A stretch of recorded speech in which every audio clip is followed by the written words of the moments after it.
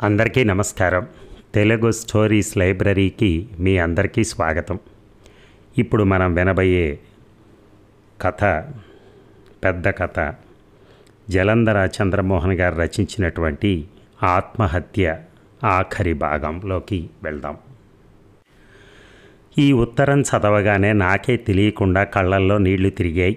గుండెలు చిక్కబట్టినట్లయి ఒక్కసారిగా భళ్ళున బద్దలవుతుందేమో అనిపించింది. కళ్ళు మూసుకొని పడక కుర్చీలో వెనక్కి వాలాను. నా ఊహల్లో, నా దుఃఖంలో, నా గుండెల్లో ఉమ రూపం. మామయ్య, నన్ను ఎరుగుదు కదూ ఇప్పుడు అని అడుగుతున్నట్టే అనిపించింది. నా కళ్ళ ముందు గౌన్లు వేసుకుని తిరిగే పాప, పెళ్లిలో బుద్ధిగా వంగి కాళ్లకు దండం పెట్టిన ఉమ, ఈ లోపలి మనిషి ఇదా? నిజంగా ఈ ప్రపంచంలో ఈ ప్యాంటు షర్ట్స్ వెనకాల, పట్టు చీరల వెనకాల, చర్మం అస్థిపంజరాల వెనకాల అసలు మనుషులు ఏమిటట? వాళ్ళెవరు? ఎలా ఉంటారు? రమణ మహర్షి నిన్ను నువ్వు తెలుసుకో అన్నారంటే అదేనా అర్థం? నాలో ఏదో తెలియని బాధ, గుండెల్లో ఏదో రొద. ఇది ఎలా తీరుతుంది అంటూ అటు ఇటు కాసేపు తిరిగాను. పనివాడి చేత కాఫీ కల్పించుకొని తాగాను. ఈ పరిస్థితి ఏనాడు ఎరుగను. నా ఆలోచనలు, పరిస్థితులు నా అదుపు దాటి ఏనాడు వెళ్ళలేదు. నా భార్య చేతికి నిప్పు పెడుతూ కూడా నేను రాబోయే ఎల్ఐసి పాలసీ తాలూకా డబ్బు గురించి ఆలోచించాను. అది అర్థం లేనిదిగా, అసహ్యకరంగా మీకు అనిపించవచ్చు. నేను బయటికి చెప్పాను, కానీ చాలామంది ఆలోచనలు అప్పటికప్పుడు టీవీలో లాగా బహిర్గతం అయితే ఈ ప్రపంచంలో ఒక్క క్షణం నిలబడలేం ఎవ్వరమూ కూడా. ఇక ఏమిటి సార్, చదివేశారా? హడావిడిగా లోపలికి వస్తూ అన్నాడు విరించి. ఉలిక్కి పడ్డాను. అతని వంకే చూశాను కన్నార్పకుండా. ఎవరి కుర్రాడు? ప్రశ్నార్థకంతో వచ్చాడు. ఏం చెప్పాలి ఇప్పుడు? కూర్చో విరించి అంటూ కాఫీ తెమ్మని కుర్రాడికి చెప్పాను. సార్, అసలు ఆవిడ రచనలు చూసారా? ఎంత సున్నిత తత్వం సార్. ఎలాగైనా ఇది ఒక గొప్ప నవలకు ప్రాతిపదిక సార్. నేను ఆవిడ ఉత్తరం మాత్రమే చదివాను విరించి. అదేమిటండి నీరసంగా అన్నాడు. అది చాలు, చాలా కథ చెప్పింది. అదిగో కాఫీ వచ్చింది, తీసుకో. మొహమాటం లేకుండా తీసుకున్నాడు. సార్, అసలు విరించి. ఏమిటండి? అసలు నీకు మా ఉమకు రాఘవకు ఎలా పరిచయం? అదే సార్, చాలా పెద్ద కథ సార్. గబాలన కప్పు అడుగునున్న కాఫీ నోట్లో పోసేసుకుని కప్పు కింద పెట్టేస్తూ అన్నాడు. నేను మళ్ళీ అడగక్కర్లేకుండానే చెప్తాడని నాకు తెలుసు. ఇక శంకరంగారు వింటున్నారు. విరించి మాటలు పేరుస్తున్నాడు. అసలు జరిగింది ఏమిటంటే, జీవితంలో అవ్యాజమైనటువంటి కరుణావాహిని అంతర్వాహినిగా ప్రవహిస్తూనే ఉంటుంది. కానీ మనిషి దాన్ని గుర్తించకుండా నీహారికల వెంట పరుగులు తీస్తాడు. కష్టాల ఎడార్లలో మెటీరియలిస్టిక్ అస్తిత్వం కోసరం అర్థం తెలియని ప్రయాణం. టాల్స్టాయ్ రాసిన సూర్యాస్తమయం లోపల దొరికే భూమి కోసం పరిగెడుతూ ప్రాణాలు బలి ఇచ్చిన వ్యక్తి కథ గుర్తుకొస్తుంది. ఈ మాటలు ఎవరో చదివి మీ ఎడిటోరియల్ చాలా అద్భుతంగా ఉంది రాఘవ అంటున్నారు. అది ఒక జర్నలిస్ట్ కమ్ ఆర్టిస్ట్ ఇంట్లో చిన్న గెట్ టుగెదర్. ఒక ప్రముఖ పత్రికలో పనిచేస్తున్న అతనికి కథకుల్ని, రచయితల్ని, అందమైన వాళ్ళని, బాగా మాట్లాడే వాళ్ళని ఒకచోట చేర్చి కాస్త టీ లాంటిది పోసి మాట్లాడించడం మహా సరదా. కానీ కోరికలో ఉన్న బలం తీరటంలో లేదు. అతనికి ఎప్పుడు ఈ సమావేశాలు పూర్తయిన తర్వాత తలకాయ నొప్పి మిగిలి మళ్ళీ పిలవకూడదురా బాబు అనిపించేటట్లు చేస్తాయి. అయినా మానడు. ఆ మీటింగ్స్కి మానస వీణ అని పేరు పెట్టాడు. ఇది మోగించటానికి ఇక్కడికి రానక్కర్లేదు అని వెకిలి నవ్వు నవ్వే గొప్ప రచయితల దగ్గర నుంచి నా గుండెల్లో రుధిరాగ్ని, నీ వేలు కొనల వెలుతురా ప్రేయసి అని గాలిబ్ కాపీ అయినా కవిత్వంగా కూర్చుకొచ్చి చదివేద్దామనుకునే కుర్రకారుల వరకు అందరూ అతనికి పరిచయస్తులే. ఆ జర్నలిస్టు పేరు విరించి. అతని అసలు పేరేమో కానీ ప్రపంచానికి అతని పేరు అదే. ఏమాత్రం జర్నలిజం వంటబట్టకపోయినా, మేధస్సు జ్వలించకపోయినా, తెలివితేటలుండి పలుకుబడి లేని సబ్ ఎడిటర్ల మధ్య తలకాయ దూర్చి బొప్పిలు గట్టించుకుని దుఃఖపడి ఓదార్చుకుని, నాకు ఈ పేరే సరి, బ్రహ్మల 4 తలకాయలు చాలా అసలు ఈ దిక్కుమాలిన ఉద్యోగానికి అని తిట్టుకుని సిగరెట్ కాల్చేసి రిజిగ్నేషన్ లెటర్ రాసి పొద్దున్నే లేచి చించేసి ఆఫీస్కి పోతూ ఉంటాడు అతను. ఆంధ్రదేశపు ఒక పల్లెటూళ్ళలో పుట్టి పెరిగిన అతనికి సౌందర్య ఆరాధన ఎక్కువే, కానీ బతకటానికి అదొక్కటే పనికిరాదు. కాలవలో నీరెండ దరహాసాలు చేస్తూ చింత చెట్టు కింద కూర్చుని వెదురుతో వేణువు చేద్దామని ప్రయత్నిస్తూ ఉంటే ముసలి తాతమ్మగారి ముని మనవరాలు విసిరేసిన జామకాయ తగిలి తలెత్తి చూశాడు. అంతలావు శరీరంతో పిట్టగోడ మీదుగా వంగి చూస్తూ కన్ను కొట్టింది ఆ పిల్ల. ఒళ్ళంతా జలధరించి పారిపోయి ఇంటికొచ్చేశాడు. కానీ ఆ తర్వాత ఆ పిల్లే విరించి తననేదో చెయ్యబోయాడని కావాలని యాగీ చేసుకుంది. విస్తుపోయాడు అతను ఆ పిల్లకు ఈ నిందలో ఉన్న ఈగో సాటిస్ఫాక్షన్కి. అదేమిటొదినా, ఆ పిల్ల అసలు వదిన గారి వెనకాలే ఆపకుండా మాట్లాడుతూనే వంటింట్లోకి వెళ్ళాడు విరించి. సర్లేవయ్యా, కూర్చో భోజనానికి అంది సుభద్ర నవ్వుతూ. ఎండలో చెడ తిరిగి ఇప్పుడొచ్చాడా అన్నానికి వేధావా గొడుగుతోంది అతని తల్లి దుర్గమ్మ గదిలోంచి. కానీ సుభద్రకు ఈ అల్లరి మరిదంటే విపరీతమైన సానుభూతి. ఆమె పెళ్లికి అతను అడ్డాల్లో బిడ్డ. అసలు మన సాంఘిక వ్యవస్థలోనే ఒక విచిత్రం ఉంది. సున్నితం, సుకుమారం, నిరంతర చైతన్య స్ఫూర్తితో స్పందించే స్త్రీత్వం ఒక్కసారి ఒళ్ళు విరుచుకుంటే ఏమవుతుందో గ్రహించి సంఘం ఉలిక్కిపడి ఉంటుంది. సృష్టికర్త అంతర్ముఖుడైనప్పుడు ప్రకృతి శివత్వాన్ని పొందితే విలయము, ప్రళయము నిద్రలేస్తుందేమో. అందులో కూడా భయద సౌందర్యం ఉంటుంది చూసే కళ్ళకి. కానీ యోగి నిశ్చలాత్ముడు అయిన వ్యక్తికి తప్ప ఆ సంపూర్ణ స్త్రీత్వం అర్థం కాదు. మిగతా ప్రపంచం ఆ విలాసతీ హాసానికి మూర్ఛిల్లుతుందేమోనని. సౌందర్యానికి సౌకుమార్యం, స్త్రీత్వానికి మాతృత్వం. ఉగ్ర నరసింహుడికి చందనపు పూతలాగా, తిల్లై కాళీకి మంచి నూనె కుంకుమ అభిషేకంలా ఏర్పడిపోయి ఉంటుంది. పసుపు రాసిన పాదాలు, శుక్రవారం అని కాబోలు కాశీపోసి కట్టుకున్న రేషన్ పట్టుచీర, పాంజేబులు, ఎర్రటి కుంకుమ, కంటి ఆర్ద్రతతో తడిసి కరిగిందా అనిపించే కాటుక, ఒంటి రాయి ముక్కు పుడక. ఏమిటయ్యా అలా చూస్తున్నావు, మంచినీళ్ళు ఇవిగో అన్నది సుభద్ర. వదిన దేవత, ఆవిడ కళ్ళల్లో ఎప్పుడూ ఆప్యాయత, సౌందర్యాలు. వదిన అన్నయ్య వంక ఎలా చూస్తుందో గమనించాల్సిందే. ఛీ అని తన చిలిపి ఆలోచనకు మనసులోనే లెంపలేసుకుంటూ భోజనం ముగించి చేయి కడుక్కొని లేచాడు. అసలు ఆడది పుడుతూనే మహానటి. ఈ ప్రపంచమే ఒక రంగస్థలి. మనం అందరం మన పాత్రలు నటించిపోవటానికి వచ్చామన్న షేక్స్పియర్ చాలా కరెక్ట్గా చెప్పాడు. అది ఆడవాళ్ల విషయంలో మరీ కరెక్ట్. స్త్రీ చూసే చూపులోనే ఆమె ఆంతర్యం ప్రతిబింబిస్తుంది. స్వచ్ఛమైన నీటిపై వెన్నెలలా స్పష్టంగా తనకు తోచింది చెప్పేస్తుంది చూపులతో. కానీ ఆమె భర్తను ఒక రకంగా, బిడ్డను మరొక రకంగా, పరాయవారిని ఇంకొక రకంగా, ఇలా క్షణక్షణం చూసే చూపుతో తన జీవన నాటకంలో యవ్వనికలు వేసుకునే స్త్రీమూర్తి కన్నా మహానటి ఎవరు? అసలు ఈ స్త్రీ హృదయం అనేది నాకు పెద్ద ప్రశ్నార్థకం అనిపిస్తుంది. గబుక్కున ఆలోచిస్తూ బయటికి అనేశాడు విరించి. నవ్వేసింది వదిన. ప్రతివాడికి ఈ ప్రశ్న ఉదయిస్తే బోలుడి కాలక్షేపం. ఈ ఆలోచనలు సరే కానీ ఆ పిల్ల సంగతి ఎక్కడా బయట పెట్టకు. అసలే అల్లరైపోయింది ఆ కుటుంబం. ఒక్కపొడి పెడుతూ మందలింపుగా అని అక్కడే స్తంభానికి ఆనుకుని కూర్చుంది ఆమె. అలా ఆమె స్థిమితంగా కూర్చోవటం సాధారణంగా చూడడు విరించి. అలా కూర్చుందంటే ఏదో చెప్పాలని. ఏమిటి వదినా, ఏదైనా ఉద్యోగం చూసుకోరాదు? అన్నయ్య గారు కేకలేస్తున్నారు ఎటో చూస్తూ అంది. చేతి నుంచే ఎర్రగాజుల మీద తలుపు సందు నుంచి ఎండ దూసుకొచ్చి పడుతోంది. తలెత్తి చూశాడు వదిన సుభద్ర. ఆమెకు చాలా కథ ఉంది. నిండు గంగా నదిలా తొణకనట్టు ఉండే ఆమె ఆంతర్యంలో ఆనాటి పతివ్రతల అభిజాత్యం, అభాగినుల ఆవేదన, ఋషిపత్నుల వైరాగ్యం ఉన్నాయి. ఆ తర్వాత జీవితంలో ఎక్కడ అలాంటి దృశ్యం మద్రాసులో ఈ దిక్కుమాలిన ఇరుకు వీధుల్లో ఒంటిరాయి మేడ మీద పాకలు అద్దెకుంటున్నప్పుడు తారసపడ్డ అరవ ఆడపడుచుల్లో కానీ, సాయంత్రాలు సముద్రపు ఒడ్డున కనపడే నార్త్ ఇండియన్ ఆడపిల్లల్లో కానీ, సినిమా ప్రపంచపు మేకప్ సౌందర్య రాజ్ఞుల మధ్య కానీ ఎంతమందిని చూసినా వదిన లాంటి పరిపూర్ణ స్త్రీమూర్తి తారసపడలేదు. చెప్పవలసిన మాట ఏదో అనేసి మాట్లాడకుండా కొంగుపరుచుకుని స్తంభం బారగా తల క్రింద చేయి పట్టుకుని పడుకుంది ఆమె. వదిన అలసిపోయింది. ఎందుకో అతనికి దుఃఖం వచ్చింది. వదిన లాంటి వాళ్ళు ఈ దేశంలో ఎంతమందో. ఈ 4 నిట్టాళ్ల పురాతన ధర్మం అనే గ్రహానికి నిజమైన ప్రాతిపదికలు ఈ స్త్రీమూర్తులు. కానీ వీళ్లను చాలా తేలిగ్గా, సులభంగా వీరి ఆంతర్యాన్ని, అనుభవాలను అణిచివేసి కేవలం ఒక పసుపు తాడుతో కట్టేయగలదు ఈ సంఘం. వారు తిరగబడరు, ఇదేమిటని అడగరు. దీనికి వాళ్లలో జీవన్మరణ రేఖల మధ్య సున్నితంగా కదిలే ఆత్మార్పణే కారణం. సుభద్ర పెద్దగా ఉన్న వాళ్ళింటి పిల్లేమీ కాదు. 2000 కట్నం లాంఛనాలతో సహా ఇచ్చి చేయి కడుక్కున్నాడు. ఆమె తర్వాత 5గురిని కన్నా ఆ తండ్రి. దివాణం లాంటి ఇంట్లో పెద్ద కోడలుగా అడుగుపెట్టిన సుభద్రకు ఈ ఐశ్వర్యం, అది ఆ మనుషులకిచ్చిన అర్థం లేని అహంకారం చూసేటప్పటికీ ఆ 15 ఏళ్ల పిల్లకి తమ ఊరి ఏటి ఒడ్డున బంతిపూల చెట్ల మధ్యనున్న వేణుగోపాలస్వామి ఆలయానికి పారిపోవాలనిపించింది.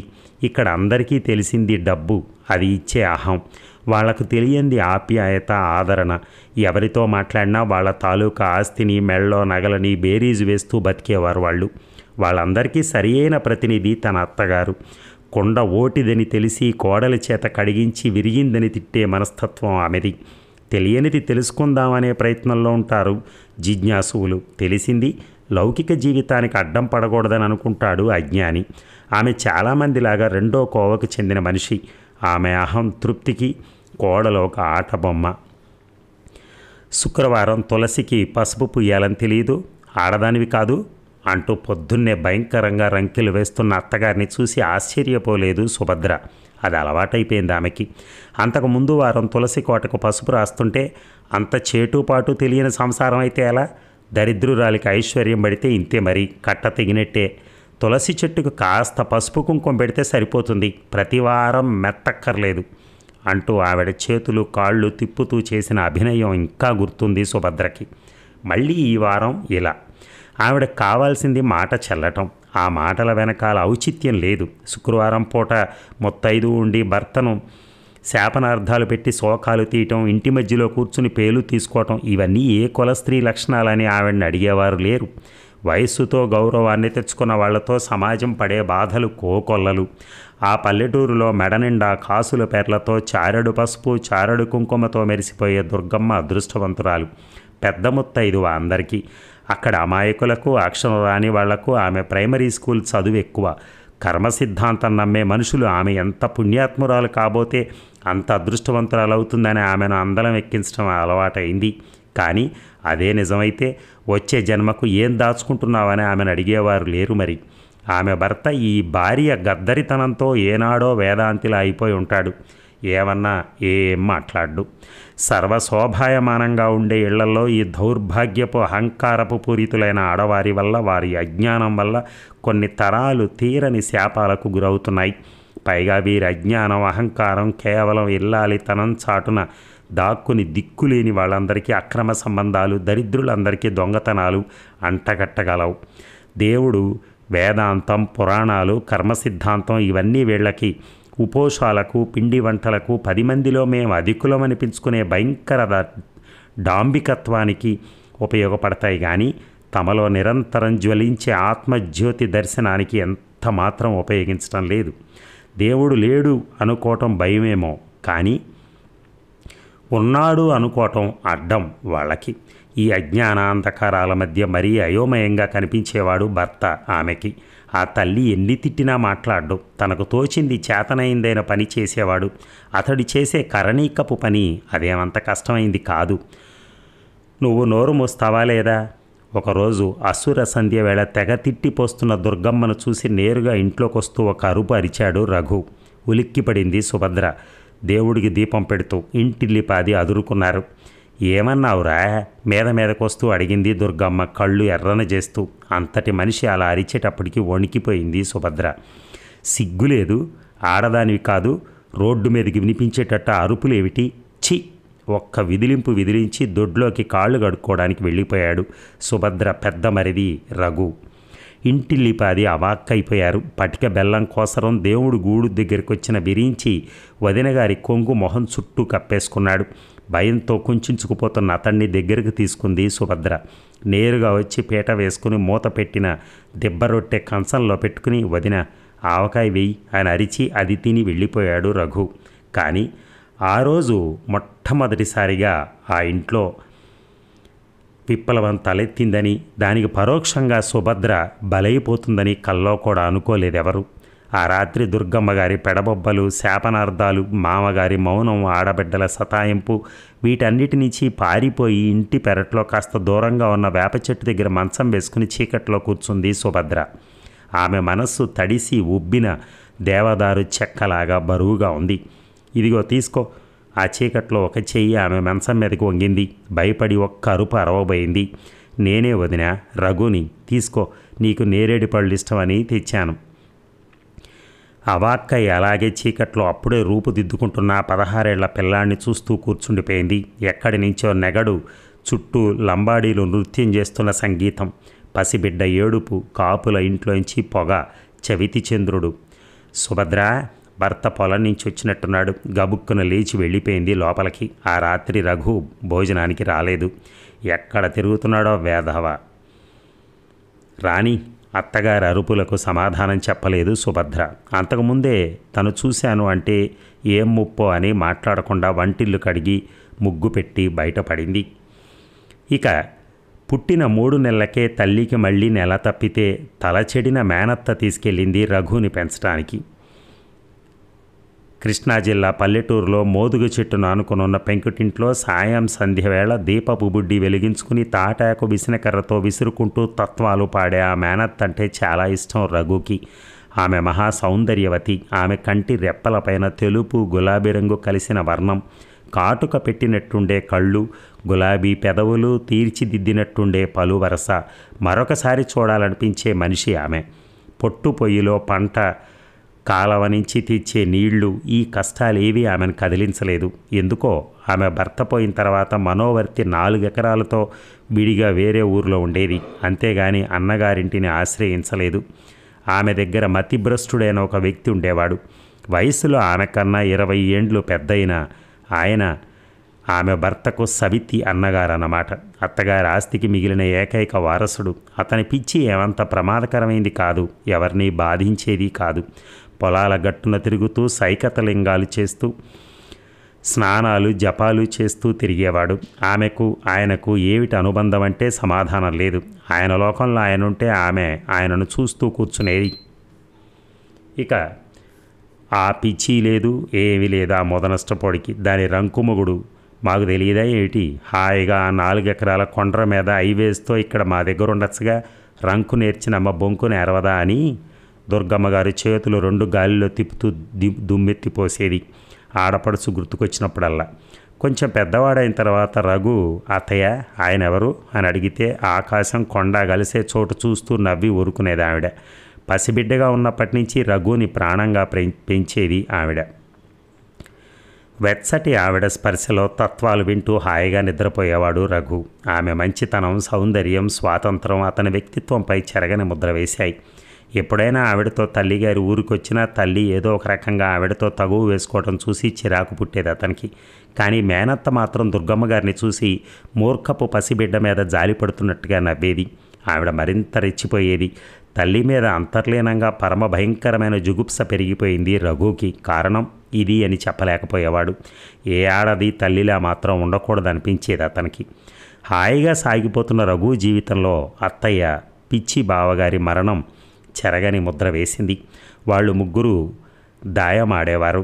ఆ పెద్ద ఆయన పక్షాన పందాలు కూడా తనే వేసి న్యాయంగా ఆడేది అత్తయ్య. ఓడిన వాళ్ళు గెలిచిన వాళ్ళకి ఖర్జూరపు పండించుకోవాలి. అవి కూడా ఆమె అందరి తరపున తెచ్చిపెట్టేది కంచంలో. ఆ రోజు ఆట చూస్తూ ఏదో పిచ్చి నవ్వు నవ్వుకుంటున్నాడు ఆయన. రంగా నువ్వే గెలిచావు అంటూ తలెత్తింది ఆమె. ఆమె వంక సూటిగా చూస్తూ సన్నగా నవ్వి పక్కకు జారిపోయాడు ఆయన. గబుక్కున ఆ మనిషిని గుండెలకు హత్తుకుంది అత్తయ్య. ఆయన వెర్రి చూపు, ఆమె కన్నీరు, శేషించిపోతున్న వెన్నెల, మిణుకు మిణుకుమంటున్న దీపం, దూరంగా ఎక్కడో పెళ్లి భజంత్రీలు, ఇంటిని ఆనుకొనున్న సరస్సులో కప్పల జీవన్మరణ సమీక్ష, అవన్నీ ఎప్పుడూ మర్చిపోలేకపోయాడు రఘు. ఆ తర్వాత అతను చూసిన అనేక కృత్రిమ జీవన సరళులలో విరామ సంగీతంలో ఆ రాత్రి ఎప్పుడు గుర్తుకొస్తోంది అతనికి. ఆ తర్వాత ఆమె ఇల్లు అమ్మేసి పొలం రఘు పేర రాసి వెళ్ళిపోయింది ఎక్కడికో. కొంతమందికి కాశీ అన్నారు. దాదాపు 15 ఏళ్ల ప్రాయంలో అపరిచితుల్లా తన సొంత ఇంటికొచ్చాడు రఘు. కొన్ని మధ్యతరగతి జీవితాల్లో డబ్బు ఇచ్చే హోదా, అధికారం చిన్నప్పుడే తెలుస్తుంది. రఘుకి ఇప్పుడు అందరికన్నా 4 ఎకరాల అధికం ఉంది. వాడు నా పోలిక, ఎప్పుడూ అదృష్టవంతుడే. ఆడపడుచు పొడగెట్టకపోయినా ఆవిడ ఆస్తి మీద ఏమాత్రం అసహ్యం లేని దుర్గమ్మ గారు రఘు రాగానే మిగతా బిడ్డల కన్నా అతనికి ప్రత్యేకత ఇచ్చి గారాబం చేసి నెత్తికెక్కించుకుంది. ఆ ధోరణితో మరింత బెట్టుగా ఉండేవాడు రఘు. ఆ పిల్లాడంటే ఒక రకమైన భయం ఉండేది సుభద్రకి. చూపుల్లో ఎర్రజీర, మితభాషిత్వం ఆమెను మరీ భయపెట్టేవి. ఒకనాడు సాయంత్రం దొడ్లో మల్లెపందిరి దగ్గర నీళ్లు పోసుకుని ఇంట్లో ఎవరూ లేరు కదా అని గబాలన చీర చుట్టుకుని వచ్చేసింది సుభద్ర. గుమ్మం దగ్గర నిలబడున్నాడు రఘు. ఆమె ప్రాణం చచ్చిపోయింది. ఎప్పటినుంచి అక్కడున్నాడో. అయినా తన భర్త ఉన్నా, పాలేరులో ఉన్నా, విరించి ఉన్న రాని బెరుకు ఈ అబ్బాయిని చూస్తే కలుగుతుందే అనుకుని లోపలికి పారిపోయింది. ఒక రోజంతా తప్పించుకు తిరిగింది. మర్నాడు భర్తకి చెప్పి పాలేరు చేత తడికలతో స్నానాల దొడ్డి కట్టించుకుంది. ఏనాడైనా ఎరుగుదుమా ఇట్లా మాట సాగించుకోవటం అని నవ్వుతూనే చెప్పింది. ఆఖరి ఆడపడుచు జడ వేయించుకుంటూ. శుక్రవారం అని తులసి దగ్గర దీపారాధన చేస్తోంది వంగి. వెలిగించిన దీపం ఆమె ముఖం మీద వింత కాంతి వలయం ఏర్పరుస్తోంది. వెంకన్న, పెద్దమ్మగారిని అడిగి కర్పూరం బట్టరా, మర్చిపోయి వచ్చాను అంది సుభద్ర కరివేపాకు చెట్టు నీడలో ఉన్న మనిషిని చూడకుండానే. మరో నిమిషం మెల్లిగా అరచేతిలో కర్పూరంతో నిలబడి సూటిగా చూస్తున్నాడు రఘు. ఉలిక్కిపడింది సుభద్ర. ఆ చూపుల వెనకాల అర్థాలు ఆమె ఆలోచించడానికి భయపడింది. ఆమె పెద్ద చదువులు చదువుకుంది కాదు. క్యాఫ్ లవ్, అడాల్సెంట్ ప్రేమలు ఆమెకు తెలియవు. కానీ వాటన్నిటినీ మించిన జ్ఞానం ఉంది. ఆమె స్త్రీ. తరతరాల నారీ హృదయాల్లో స్పందించే రాగరంజితత్వానికి ఎక్కడ తెరదించాలో ఆమెకి ఎవరూ చెప్పక్కర్లేదు. అందుకే చటుక్కున లోపలికి వెళ్ళిపోయింది. అతన్ని తప్పించుకుని తిరిగేది, పలకరిస్తే ముక్తసరిగా మాట్లాడేది. కానీ దూరం ఆ వయసులో మరింత దగ్గరతనాన్ని పెంచుతుందని ఆమెకు తెలియదు. వరుసగా 3 రోజులుగా అన్నానికి రావటంలా ఈ చచ్చినోడికి ఏమైందో తిడుతూనే బాధపడుతోంది అత్తగారి మాతృహృదయం. పరీక్ష కోసరం ఆ రాత్రి వడ్డనకు రోజులా తప్పించుకోకుండా తను వచ్చింది. ఎక్కడో తిరిగొచ్చి కాళ్ళు చేతులు కడుక్కుని లోపలికి పోబోతున్న అతన్ని చూస్తూ, అన్నానికి రా రఘు, నీకు ఇష్టమని కంది పచ్చడి చేశాను అంది. సూటిగా చూసి మాట్లాడకుండా కంచం దగ్గర కూర్చున్నాడు అతను. అర్థమైపోయింది సుభద్రకు. తను ఎంత జాగ్రత్తగా ఉండాలో కూడా అర్థమైంది.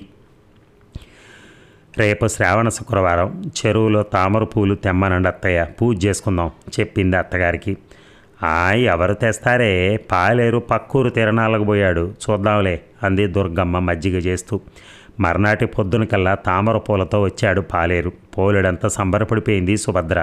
అమ్మవారే కరుణించింది అనిపించింది. లేకపోతే వాడికి ఈ ఆలోచన వచ్చి తీసుకురావడం ఏమిటి? పూజ భోజనాలై పాలేరుకి అన్నం పెడుతుంటే ఆ తామర పూల కోసరం పోయి రఘుబాబు ముళ్ళ కంచె మీద పడ్డారమ్మా, బాగా గీసుకుపోయింది, మీకు ఎవరికి చెప్పొద్దన్నారు అన్నవాడి మాటలకు అవాక్కైపోయింది సుభద్ర. పనంతా అయిన తర్వాత ఇల్లంతా వెదికి కొంచెం దూది టీంచరు పట్టుకెళ్ళింది. వడ్ల కొట్లో తల మీద చేయి పెట్టుకుని పడుకున్నాడు అతను. జాలేసింది. ఇదిగో ఇక్కడ పెడుతున్నాను, మందు వేసుకో అంది గుమ్మం దగ్గర నిలబడి. చటుక్కున కళ్ళకు చేయి అడ్డు తీశాడు. తలంటి పోసుకుని జార విడిచిన జుట్టు, తాంబూలంతో పండిన ఎర్రటి పెదవులు, మామిడి చిరుకు కుంకుమ, మెళ్ళో చంద్రహారం, చేతికి ఆకుపచ్చ గాజులు కలిసి అతని కళ్ళ మెరుపులో కనపడ్డ ప్రశంసలో ఏదో ప్రలోభం. చటుక్కున వెనుదిరిగింది సుభద్ర. ఆమె గుండెల్లో ఏదో దడ, రక్తంలో ఏదో జరి. చిన్నమ్మగారి ఇవాళ చాలా బాగున్నారు, కొత్త చీరేటి పలకరించింది చాకలి రత్తి. ఆ తర్వాత ఆడదానిలో నిద్రిస్తున్న సౌందర్యం మెరుపై, అంబరమై, మహార్ణవమై ప్రజ్వరిల్లి తటిల్లత సౌందర్య దీప్తిగా వెలగడానికి కేవలం కొత్త చీర సరిపోదని తెలియదు పాపం దానికి. ఆ రోజు నుంచి జీవితంలో కొత్త మలుపులు ఎక్కువయ్యాయి సుభద్రకి. ఆమె పూజకు అడగకుండానే పువ్వులు వచ్చేవి. ఆమె ఇంటి పని చేసుకుని నడుము వాల్చే సమయానికి తాటి ముంజలు ఆమె గదిగుమ్మం ముందు ఒలిచిపెట్టుండేవి ప్లేట్లో. తోటలోని మల్లె పువ్వులు సాయంత్రానికల్లా అరిటాకులు ఆమెకు అందజేయబడేవి. వీటన్నిటి వెనకాల ఉన్న అదృశ్య హృదయం ఆమెకు అర్థమయ్యేది. కానీ అది ఇచ్చే గర్వం కన్నా రానున్న పరిణామాల భయం ఆమెకు ఎక్కువైపోయింది. భర్తలోని అమాయకత్వం, నిశ్చింత ఆమె బాధ్యతను మరింత ఎక్కువ చేసేవి.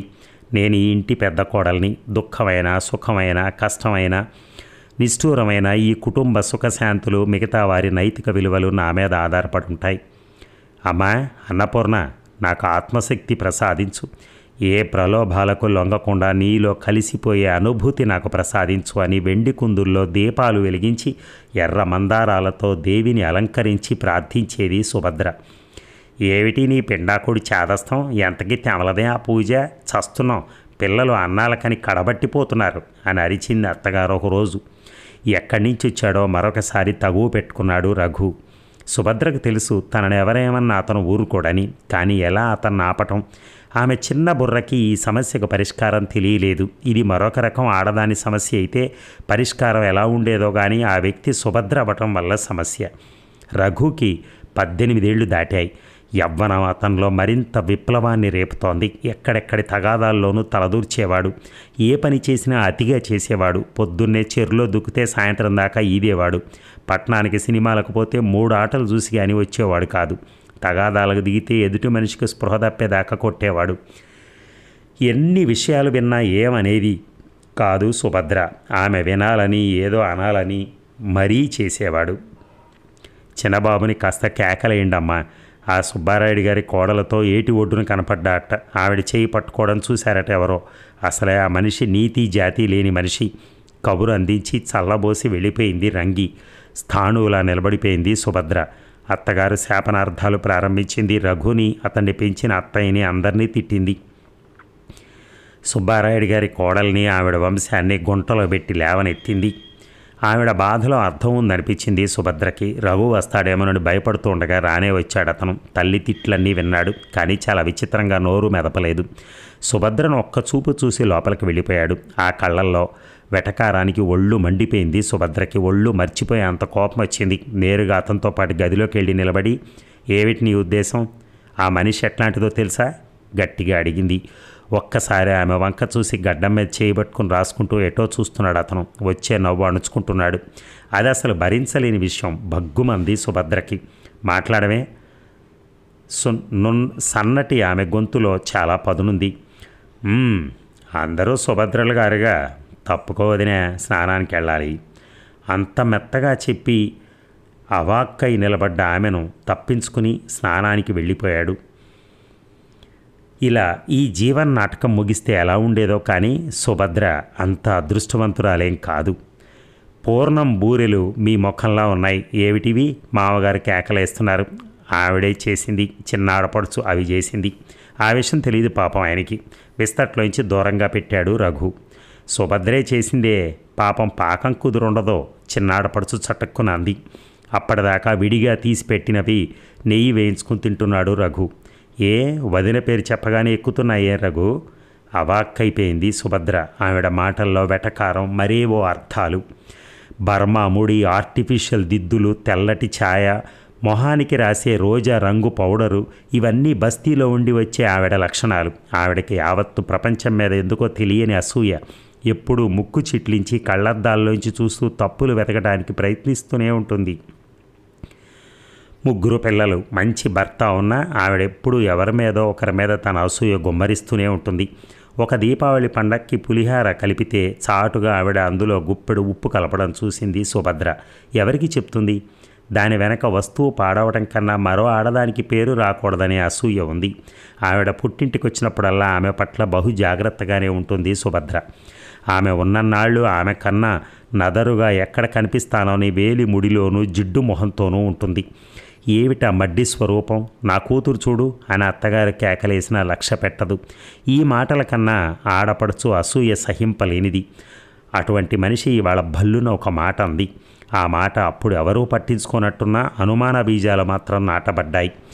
నీతి జాతి లేని ఆడవాళ్ల వల్ల కొంపలు కోల్తాయమ్మా అని దీర్ఘాలు తీస్తూ మాట్లాడేది అత్తగారు. రఘు భోజనానికి రావటం లేదు, పిలువమ్మా అతి వంకరగా అనేది ఆడపడుచు. అది గ్రహించింది సుభద్ర. ఎవరు బయటపడకపోయినా ఆ గాలిలో, ఆ గుసగుసల్లో తన చుట్టూ ఏదో కథ అల్లుతున్నారని చెప్పకుండానే అర్థమయ్యేది సుభద్రకి.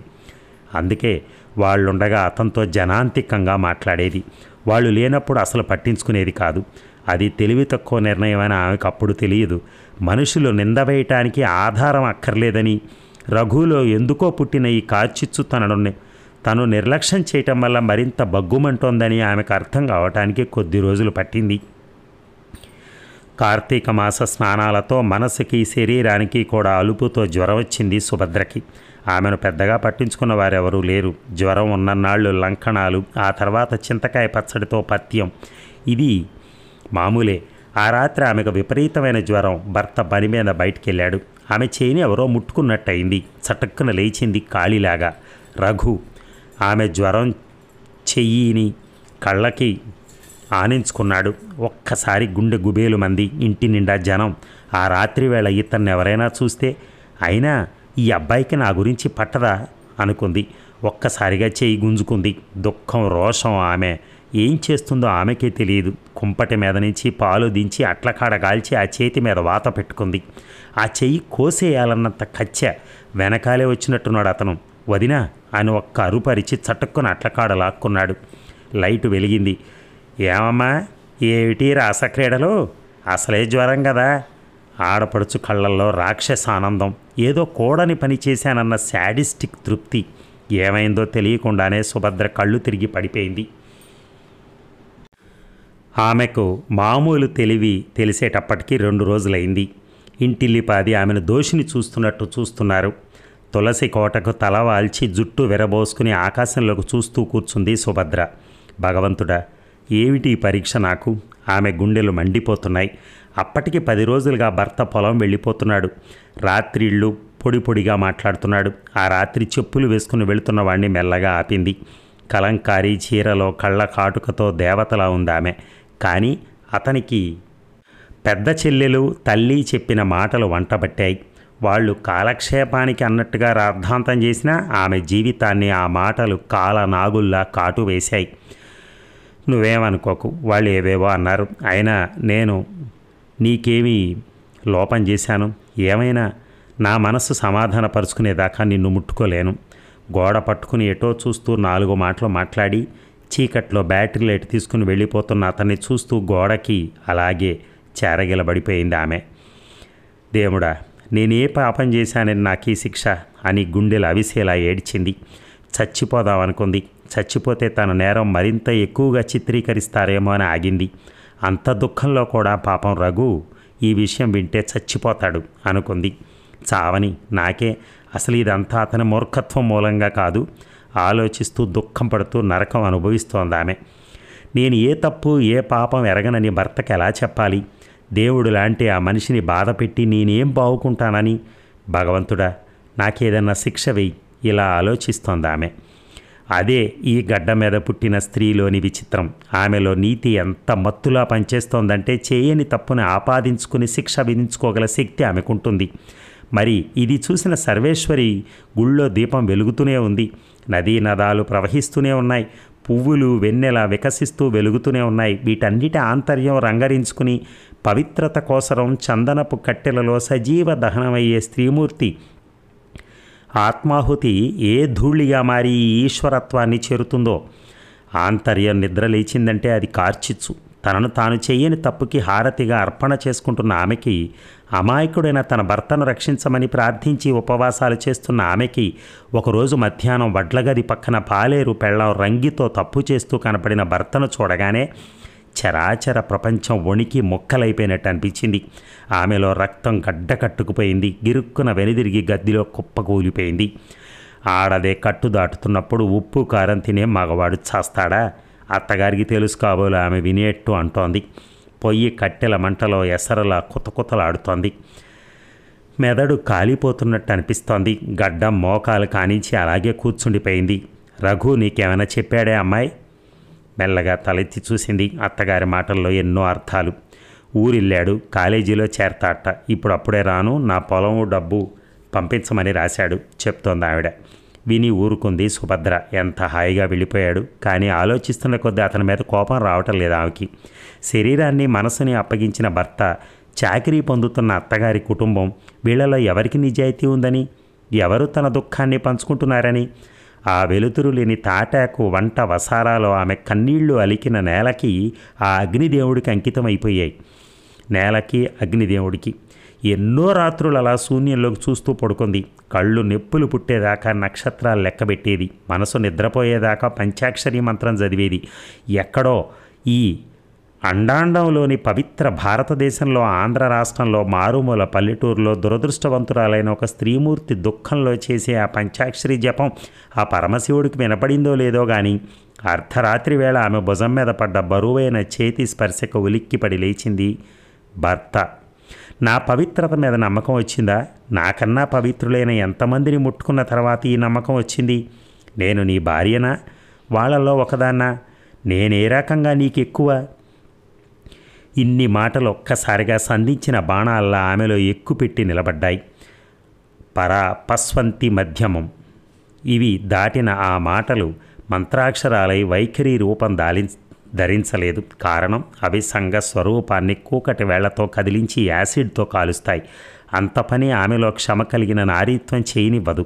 సంఘం పూజించే నైరాస్య దేవతలు, కర్మమూర్తులు ఎప్పటికప్పుడు స్త్రీలోని లావాను అణిచి ఆత్మాభిమానాన్ని జోకొట్టి సాంప్రదాయాల పొరల మధ్య సమాధి కట్టి పూజ చేసి గౌరవించాం పొమ్మంటారు. అందుకే ఆ రాత్రి సుభద్ర నిర్లిప్తంగా లొంగిపోయింది. కానీ తన చేతుల్లో నలుగుతున్నది చిలిపిగా సౌందర్య దీప్తితో ఆత్మ సౌందర్యంతో వెలిగే స్వర్ణమూర్తి సుభద్ర కాదని, సర్వస్వాన్ని ఈశ్వరార్పణం చేసి కేవలం పాంచభౌతిక శరీరాన్ని కోరికలు తీర్చే సమితిగా మారిన సుభద్ర అని అతనికి తెలియదు. కనీసం ఆ ఆలోచన కూడా రాలేదు. కామం శ్మశానాగ్ని లాంటిది. దానికి చందనపు కట్టెలాగా, పన్నీటి పువ్వులాగా, తుమ్మ చెక్కలా అనే ఆలోచన ఉండదు. కాల్చటం ఒక్కటే తెలుసు. సగటు మగవాడి కోరికకి అంతే తెలుసు. మరి సుభద్రలో అన్నీ చచ్చిపోయినా ఆప్యాయత అణిగిపోలేదు. ప్రతి ఒక్కరిని అదే ఆప్యాయతతో ఆదరించేది.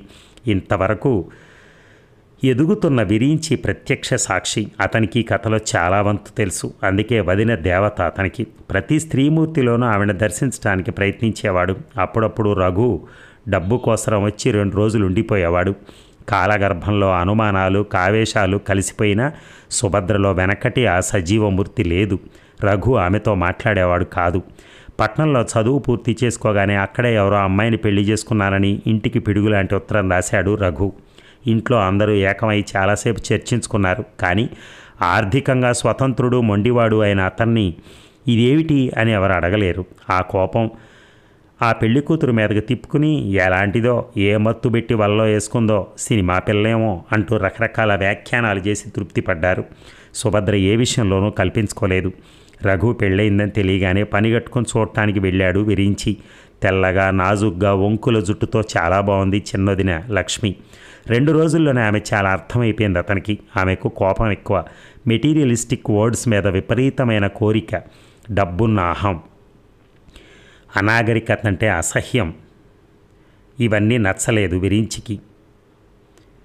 ఆ మాట అనలేదు కానీ రఘుతో ఇంట్లో ఎవరికీ చెప్పకుండా ఇంత తొందరపడ్డామేమిట్రా అని మాత్రం అన్నాడు. ఏమని చెప్పాలి? అయినా ఎందుకు చెప్పాలరా? చాలు, ముందు కారు, ఇల్లు, బ్యాంకు బ్యాలెన్స్ ఉన్న పిల్ల కావాలనుకున్నాను, దొరికింది, అంతే. తండ్రి తప్ప ఎవరూ లేరు. ఆయన రిజిస్టర్ మ్యారేజ్కి ఒప్పుకున్నారు, జరిగిపోయింది. నీకు మేమందరం ఉన్నాం కదరా. కొంచెం బాధ అనిపించింది విరించికి రఘు మాటలకి. ఒరేయ్, ఒక విషయం చెప్పనా విరించి? ఈ 10 ఏళ్ళు ఇంటికి దూరంగా ఈ మహాపట్నంలో ఉండి చాలా నేర్చుకున్నాను నేను. అన్నీ బాగుంటే అందరూ ఉంటారు, కానీ మనకేం కావాలో ఎవరికి అక్కర్లేదు. ఎంతసేపు వాళ్ళ లెక్కల ప్రకారం మనం ఉండాలనుకుంటారు. ఆ రకంగా మనని వాళ్ళ చట్రాల్లో బిగించి సుఖపెడదామనుకుంటారు. మనం దొరక్క తప్పించుకుంటే ఎదురు తిరిగామని ఏడుస్తారు. ఈ బంధుత్వాలు, ఆప్యాయతలు, ఈ వ్యవస్థ అతని ఆవేశానికి నవ్వుకున్నాడు విరించి. చిన్నక్కయ్య నువ్వు తన పెళ్లికి లాంఛనాలు ఇవ్వలేదని గోల చేస్తోందిరా నవ్వుతూ అన్నాడు. ఆవిడక ఇస్తాను లాంఛనాలు రమ్మనమను. ఒరేయ్, ఒక విషయం, వీళ్ళెవరూ నాకు కనపడకుండా ఉంటే నాకు ఆరోగ్యం. అతని మాటల వాడి వెనకాలే అతని ఆంతర్యం ఉంది. సుభద్రకు జరిగిన అన్యాయం ఉంది. విరించికి అర్థమైంది. ఎవరేం చేయగలరు? రఘు మగవాడు కాబట్టి తప్పించుకున్నాడు. వదిన ఎలా తప్పించుకోగలదు? కనపడ్డప్పుడల్లా మాట్లాడుకోవటాలు, ఆడపడుచుగా ముత్తైదుగా కూర్చుని వాయనాలు అందుకోవటాలు అన్నీ మామూలే. ఇప్పటికీ వదిన చిన్నక్క కాళ్ళకి దండం పెడుతుంది.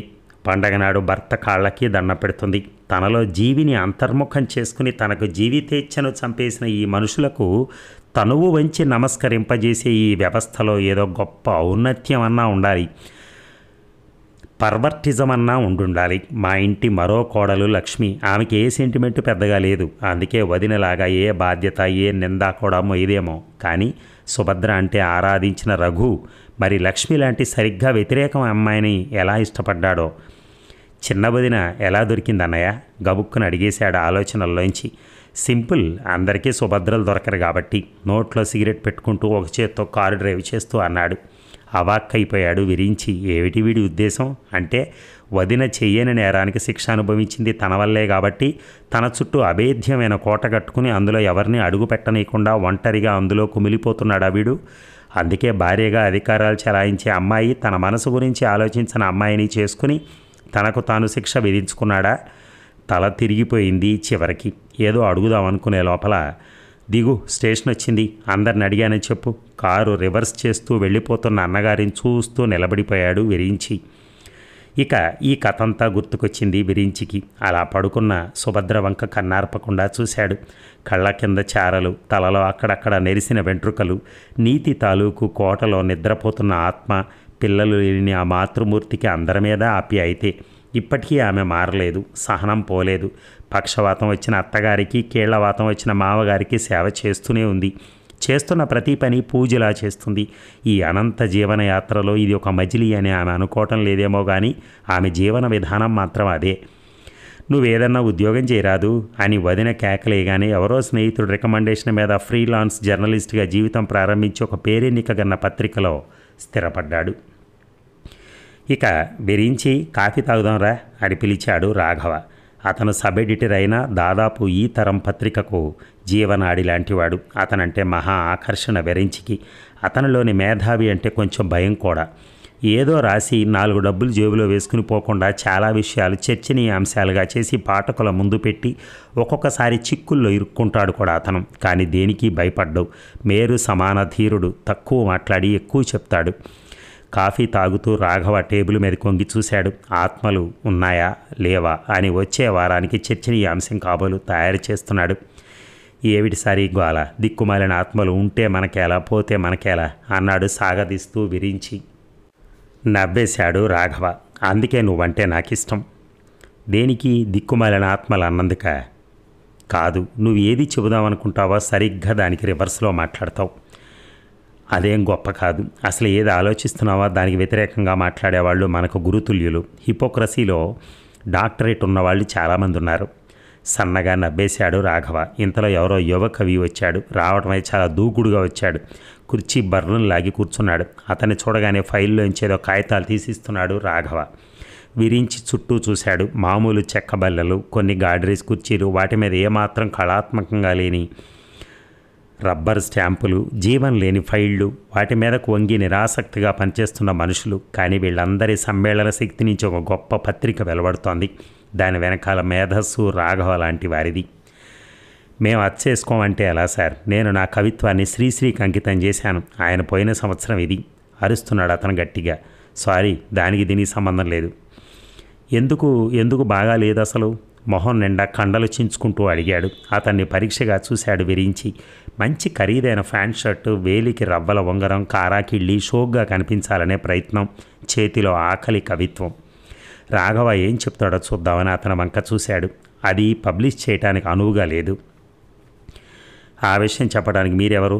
అసలు ఏమిటి లోపం? సంస్కారం మరిచి అది పత్రికా ఆఫీస్ అని కూడా తెలియకుండా అరుస్తున్నాడు అతను. రాఘవలో అణుచుకున్న కోపం తీక్షణం అయిపోయింది. మీరు రాసింది కవిత్వం కాదు, మాటల్ని పేరవటం. మొదటి లైన్కి తర్వాత లైన్కి అసలు సంబంధం లేదు. అందులో హృదయం ఉంటే కవిత్వం అవుతుంది. కానీ మీరు రాయాలని రాసినట్టుంది. పేరు కోసరం కళాన్ని, రుధిర అగ్ని, ఋతురక్తం, ఎర్ర సూర్యుడు లాంటి పదాలతో భ్రష్టం చేయొద్దు. మాదే కాదు, ఏ పత్రిక వేసుకోదు. ఆ విషయం చెప్పడానికి మీరెవరు? ఎవరు వేసుకోకపోతే నేను సొంతంగా అచ్చేసుకుంటాను. ఎవరు కాదంటారు? అయినా శ్రీశ్రీకి అంకితం ఇచ్చిన కవితను మీరు కాదన్నారని అల్లరి రేపగలను నేను. ఉద్రేకంతో చేతులు బారజాపుతూ అంటున్నాడు అతను. ఒళ్ళు మండిపోయింది విరించికి. శ్రీశ్రీ మీకు తెలుసా? ఎలా? ప్రతి విప్లవ కవికి ఆయన ఆదర్శ పురుషుడు. విప్లవం అంటే ఏమిటి అసలు? అన్యాయానికి ఎదురు తిరగటం. చిన్నపిల్లాడిని అడుగుతున్నట్టు అడుగుతున్నారు? గట్టిగా అన్నాడు. ఆ హాల్లో అందరూ అవాక్కై వింటున్నారు. గుండు సూది పడితే వినపడే అంత నిశ్శబ్దమైంది. ఇంతవరకు మీరు ఏ అన్యాయాలకు ఎదురు తిరిగారు? అంటే పోనీ శ్రీశ్రీ రాసిన కవిత్వం ఎంతొచ్చు? ఏ పతితులకు, బాధ సర్పద్రష్టులకు సహాయం చేశారు మీరు? ఎవరి కన్నీళ్లు పంచుకున్నారు? ఏ మానసిక దుఃఖాన్ని ఓదార్చారు? ఆచరించిన పని చెప్తే మంత్రంలా పనిచేస్తుంది. దానికి అక్షరం సౌందర్యాన్ని ఇస్తుంది. అప్పుడు అది కవిత్వం అవుతుంది. కనీసం ఆయన కవితను అందంగా కాపీ కొట్టడం కూడా రాదే మీకు? ఉద్రేకంతో ఊగిపోతున్నాడు విరించి. మెల్లగా అతని భుజం మీద చేయి పడింది. రాఘవ నవ్వుతూ అతన్ని చూశాడు. అందులో ప్రశంస ఉంది, ఉద్రేకం తగ్గించుకోమనే అర్థింపు ఉంది. ఇది బాధ్యతాయుతమైన ఆఫీస్ అన్న మందలింపు ఉంది. తగ్గించాడు విరించి. మీ పత్రిక కాకపోతే మరొకటి విసురుగా ఫైల్ తీసుకుని వెనక్కి తిరిగి చూడకుండా వెళ్ళిపోయాడా కవి. విరించి దగ్గరికి వచ్చి నిలబడ్డాడు విశ్వనాథం. ఆయన ఆ పత్రిక మూల వాళ్ళల్లో ఒకడు. ఆయన కళ్ళల్లో తెలియని ఆనందం. ఆయన శ్రీశ్రీ మంచి స్నేహితుడు. ఆయన పోయిన దుఃఖం ఆ కవిమిత్రుడు హృదయంలో ఆరని మంటగా మిగిలిపోయి ఒక గొప్ప ఎడిటోరియల్ రాయించింది. విరించి కృష్ణుడు గోవర్ధనగిరి ఎత్తినప్పుడు దాని కిందకి గోవులు చేరాయి, పాములు చేరాయి అంటారే, అలాగే వీళ్ల సంగతిను అన్నాడాయన. మెల్లిగా వెళ్ళి సీట్లో కూర్చున్నాడు. వాతావరణంలో ఇంకా బరువు తగ్గలేదు. ముఖ్యంగా రాఘవ ఉద్రేకం అణుచుకోవటం వల్ల మరింత గంభీరం అయిపోయాడు. అదేనేమో అతని అందం. మనిషి నిజమైన స్థిరమైన సౌందర్యానికి కారణం జ్వలించే మేధస్సు, విశాలమైన పాలభాగం, మత్తుగా ఉండే కళ్ళు, సన్నటి పెదవులు. అతను ఇలా ఉంటాడు అని చెప్పలేం. ఏ వేషం వేస్తే ఆ వేషానికి సరిపోయే గొప్ప మోల్డింగ్ అన్న ముఖం అతనిది. అతను మరీ అంతేనో నటిస్తాడో కానీ చాలా సింపుల్గా కనపడతాడు. అలా చూస్తూ గబుక్కున నవ్వేశాడు. విరించి ఆశ్చర్యంగా తలెత్తాడు రాఘవ. గురువుగారు, మీకు విషయం తెలుసా? ఇవాళ మిమ్మల్ని వెతుక్కుంటూ ఒక అమ్మాయి వచ్చింది. వాతావరణం చల్లబడింది. నన్నా? ఎందుకు? ప్రేమిద్దామని. మొదట అర్థం కాక తర్వాత చటుక్కున నవ్వేశాడు రాఘవ. తీరిక లేదని చెప్పండి. గొప్ప అపరాధం సార్. వనిత తనంత తా వలచి వచ్చిన. ఇంతకీ ఏమిటి విషయం? నిజంగానండి, రేపు మళ్ళీ వస్తుందిగా. నువ్వు ఇలా అన్నావని చెప్తాలే. సార్ చీరేయగలదు. అదేం లేదు, మీ ఎడిటోరియల్స్ అవి చదివిందంట, మిమ్మల్ని చూడాలని వచ్చింది పాపం రాగయుక్తంగా అన్నాడు. చేతిలో ఏదన్నా ఫైలు ఉందండి? Purse, file. అయితే ఎవరో అభ్యుదయ రచయిత్రి. పాపం, చాలా జాలిగా అన్నాడు. ఎవరికట? తలెత్తి నవ్వుతూ అన్నాడు రాఘవ. పోండి గురువుగారు, ఏదో గొప్ప థ్రిల్ క్రియేట్ చేద్దాం అనుకుంటే. థ్రిల్లున్న వాళ్ళం పత్రికలకు సబ్ ఎడిటర్లు ఏమిటయ్యా? ఈ సీటుకుంది విలువ, మాకు కాదు. అదంతే. ఇంకా ఏమిటి విశేషాలు? విరించి ఏదో ఒకటి చెప్తాడు, లేకపోతే విరించే కాడు. సార్, లేచిపోవటం మీద మీ అభిప్రాయం ఏమిటి సార్? చాలా సిన్సియర్గా అడిగాడు. అప్పుడే టైం అయిందని చాలామంది సీట్లు ఖాళీ చేసి వెళ్ళిపోతున్నారు. ఎందుకట? ఎవరు ఇప్పుడు నీతో ఆ పని చేయటానికి సిద్ధంగా ఉన్నారు? మా పక్కింటి సుమై తాంగి. అదేం పాపం?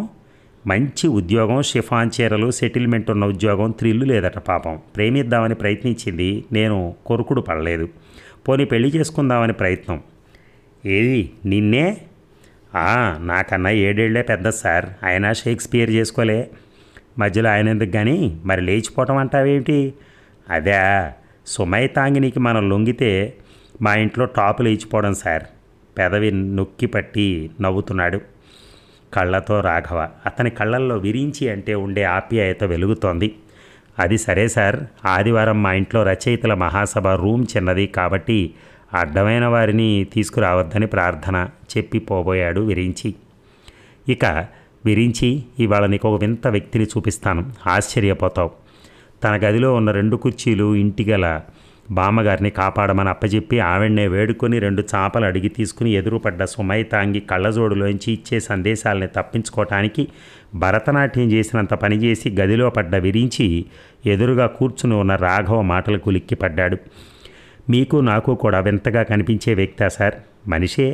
తల మీద దుమ్ము దులుపుకుంటూ ఆశ్చర్యంగా అన్నాడు విరించి. ఆకాశం అప్పుడప్పుడే చల్లబడదామని ప్రయత్నిస్తోంది. అరవ మామి వాళ్ళింట్లో సంధ్య ముగ్గు వేస్తున్నారు. దాహం తీరని నేలలో ఏదో మాదకత. ఎవరు సార్ ఇంతకీ?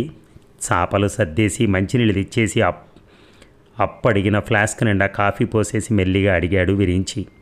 చూద్దుగానిగా, బై నీ పర్మిషన్ లేకుండా ఈ నీ సభకు ఆహ్వానించేశాను. మరి నిన్నే చెప్పావు కూడా. దాందే ఉంది సార్, పుష్పక విమానం ఈ గది. ఇంతకీ ఎవరు సార్? నమస్కారం. 2 చేతులు జోడించి నమస్కారం చేస్తోంది ఆమె గుమ్మం దగ్గర నిలబడి. సార్, ఈవిడే రండి. ఈమె ఉమా, ఈ మధ్య కొంచెం పేరు తెచ్చుకుంటున్న రచయిత్రి. ఇతను విరించి, జర్నలిస్ట్, నా ఫ్రెండ్. ఈ రూమ్ అతందే. పరిచయం చేశాడు రాఘవ. అటే చూస్తున్నాడు విరించి. ఈవిడ్నే నిన్న చూసి రాఘవకు చెప్పింది. బతికిపోయాను, తెలియక ఏమైనా కూశాను కాదు అనుకున్నాడు. ఆ తర్వాత మరొక 8 మంది రచయితలు ప్రవేశించారు. అందులో 50 ఏళ్ల పైబడ్డ ఒక ఆమె తప్ప మిగతా వాళ్ళంతా రచయితలే. ఆవిడకు అభేదం లేనట్టుంది. హాయిగా ఉంది. ఎటొచ్చి ఉమా సమక్షంలో బోలెడంత ఇబ్బంది పడ్డారు మిగతా వాళ్ళు. ఏమాత్రం ఇబ్బందిగా ఉన్నా బయటికి చూపెట్టకుండా హాయిగా ఉంది ఉమా. భలే పిల్ల.